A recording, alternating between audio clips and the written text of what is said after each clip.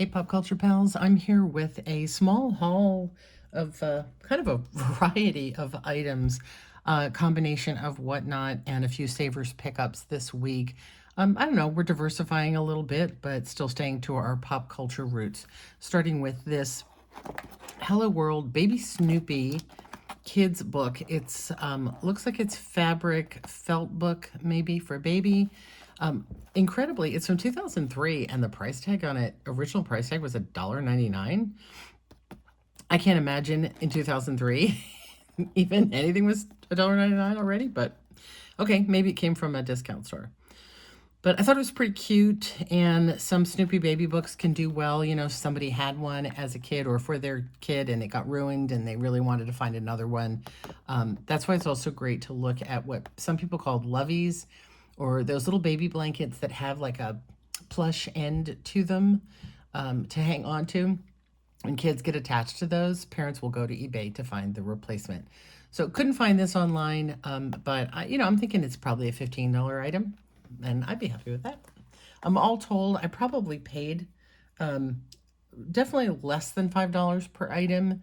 It's hard to say exactly because it was a bunch of combined shipping through whatnot, but you know, $5 should cover us with tax, shipping, all of that. This was kind of an odd pickup that I probably should have left behind, especially looking at it now where it looks like it's got some issues under the plastic, which is weird. Yeah, wow. I hadn't really taken a good look at this until now. So this is smells like baby powder oodles baby dolls. These were little collectibles. They came in all different shapes. You got the little card, you got the little toy. Here's a bunch of them, what they look like. Let's see if we can get you off the glare here. They were from LGN Toys in the 80s. You could get an album to collect the little cards. They are definitely collectible. If you have a groupings of them, they really do sell well. They can sell into literally the $50 range. Again, I bought this online, so I didn't see, I assumed this dirt that you're seeing was on the packaging, but I see now it's under the packaging, and I wonder if that's why these were discontinued. They had something that made them smell like baby powder, so maybe whatever that was had a tendency to mold, because that's sure what that looks like. So I'll have to look at this a little bit better, see if this is a common problem and people don't care, or if it's worth my taking them out and trying to clean them up. I bought it because it was in package, so I'm kind of disappointed in that. That's going to be a loss. Next we have, if you can get a better look, let's see if I can close you in. This is a Wizarding World of Harry Potter Universal Studios Christmas ornament. We've got Hogwarts in a little magic ball here. The bottom's got a little bit of a scratch, but it is just the bottom. And again, Universal Studios. I picked this up. I didn't buy it initially when it was one of the first items the Whatnot seller put up for sale. So with shipping, I had to pay $9 shipping on top of, $3 to $5. But I went and looked it up and found that it does sell anywhere from $30 to $50. So people do really like it. The reason it does sell, I believe, for this much is because it is Universal Studios Wizarding World. It's not like a Hallmark or anything that you could have picked up in your average store. You would have had to get this at the park. And I believe it is glass. It's very pretty. And it just feels like it should have snow in it, but I don't think it ever did. Or that it should do something. And especially nice is it's actually designed to just also sit on a table. It's got these nice little felt feet, because that's my problem. I have a lot of Christmas ornaments I really love, but I want them to keep them all year round, and some of them don't stand. They really are designed just to hang on the tree. I'm seeing a little something in here that I'm hope is nothing.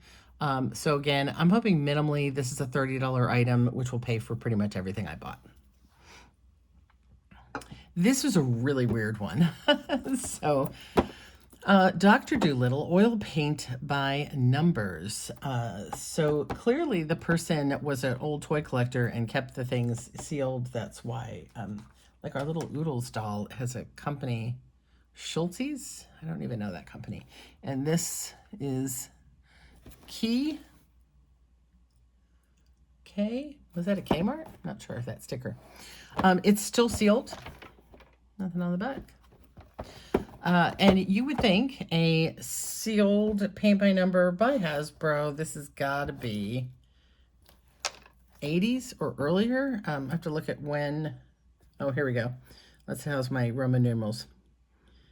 50, 60, 67, I believe. Obviously, when the movie came out, this would have come out. So it's a pretty old piece and sealed. Should have some value, but honestly, it doesn't have a lot of value. I looked it up again. It might only be a $15 item. I think the problem is Dr. Doolittle isn't as collected or sought after as it was. There was a whole line of Dr. Doolittle toys. And it's funny, I was watching an old Carol Burnett episode yesterday, and literally they did a parody of Dr. Doolittle. It was really funny. And just very coincidental that it happened to show up this week. So again, I picked this up mostly because I already had free shipping, and I thought, gosh, it's how pop culture can you get an actual tie-in, movie tie-in toy still sealed. So, we'll put it in the store. It'll get some eyeballs, maybe get people looking at other things we sell. I would doubt that the paints are any good or that anyone would actually want to paint it. Certainly they'd be buying it as a collectible. Next up, we have this lot, which, okay, I want to coin a term called, I don't know, we need a term for the I wish it was worth more items.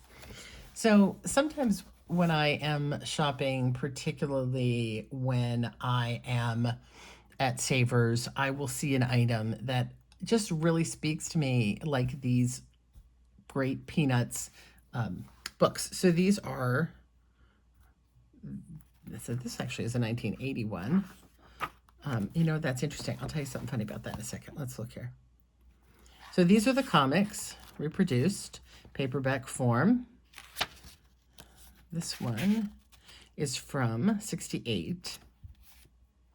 And they're in pretty good shape. So they've got some wear, some more than others, but overall they look, especially for old paperbacks, they're looking pretty good. Fawcett Library. So I saw these on the shelf. Somebody had clearly donated their whole collection, along with Beetle Bailey and Hagar, a couple of other things. This is from 69. So these are from the 60s.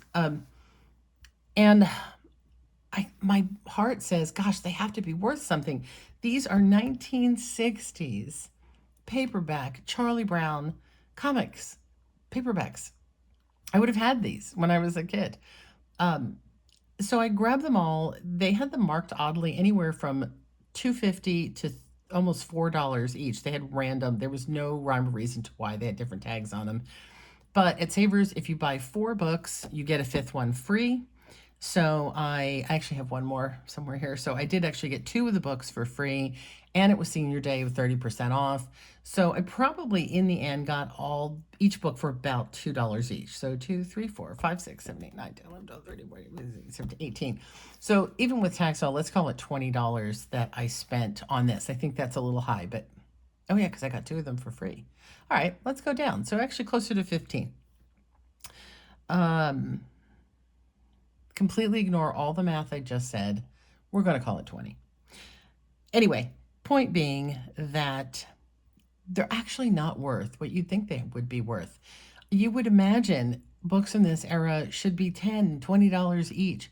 They're not. They sell in the range of $5 to $8 if you're lucky. There's an awful lot of them up that don't sell at all. I would never try to sell them individually. They're going to go as a group. That's the only way to make any money on them. And what's funny is I did a little bit of a quick look, and 3 of them, I think it was this 3, actually had a little more value than the others. These tended to sell on their own a little bit higher. And I think what's funny is you would say, well, because they're older. But I think it's the other way around. No, that one's a 69. You can sometimes go by the price on the cover. These books were $1.75. I remember I used to spend all my allowance on Dark Shadows books, and when they jumped up from 75 cents to like $1.25, I was like, oh no, I can't afford them. Yeah, now what's a paperback? $7, $8. So this one's from the 70s, this one's from the 80s, and I think that's why this one's worth more because they probably printed less of these in the 80s than these other ones that came out in the 60s. So it's probably why it's more sought after. Anyway, these, and I saw an Attack on Titan fig pen that was super, and I thought, oh, that's got to be worth something. And it's not. It sells for, maybe $8, which is something, but Savers wanted like $6 for it. Even with my discount, it wasn't going to be worth messing around with. So, yeah, we need a word for items that really should be worth more than they are. That my heart wants to buy it and wants to resell it. There was a Lilo and Stitch little Zen garden. Same thing. I really wanted to buy it and put it in our store, but there just was no profit in it, and I did slap my hand and leave it behind. So I honestly probably should have left these behind as well. I did leave behind the Beetle Baileys and the Hagar. Maybe I should have taken those, left these. But it's Charlie Brown. I do love my Charlie Brown. It's such a staple of my childhood. So, yeah, I got them. And so they're going to have to sell. With shipping, they're going to need to sell in the probably close to $40 range for the lot in order for me to make any profit. Because shipping, I can send a media mail, but even this rate is still going to probably be $8. And if we call it 20 in, yeah, I'm almost at 30 with eBay fees. So, yeah, this was definitely a heart, thinking with my heart rather than my head. And I think I'm going to be lucky to get my money back on these, maybe make a few dollars over it if I'm really lucky. But yeah, it would be nice to think these were a $100 stack of books, but they're not. The last item is something I'm going to keep for a little while. Look at them. So this is a Despicable Me minion from Universal Studios. If you don't watch me all the time, you may not know Universal Studios is my jam, my thing. I love Universal. I collect so many Universal items, and especially Universal monsters. So this was perfect. I'm not a big Minion collector. There's so much Minion stuff. If you're a Minion collector, I can't even imagine how you keep up. But this little bunch that came out, they made a whole set of these of all the Universal monsters. There was a Dracula one, a Frankenstein, a Mummy, I think, and the creature. And the creature particularly is just, you don't see that as much. Like Dracula, Frankenstein, you see all the time. So he was adorable, and I had to get him. And he's got his little crazy Minion Mayhem tag, which Minion Mayhem, I think, is the ride. So that's actually really cool if it's based on the ride. But I'm assuming he probably came out for Halloween Horror Nights. I love him. I don't know where I'm going to put him, but I'm going to keep him for a little while. Oh, actually, you know what? I have a chair with a big Mickey Mouse and some Universal pillows. I think he's going to sit over there for a little while. So I think that's all I have to show you today. Like I said, it was kind of a small haul of a little bit different items. And we'll see. Like I said, I don't think, especially now looking at that little baby oodles, I don't think there's a lot of profit in what I'm looking at here. Maybe $100 worth of items, but I probably spent close to that when I bought it all. So, oh well, this is the game, you buy with your heart and you try to do the best you can when it comes to profit. But hey, it's all unpredictable.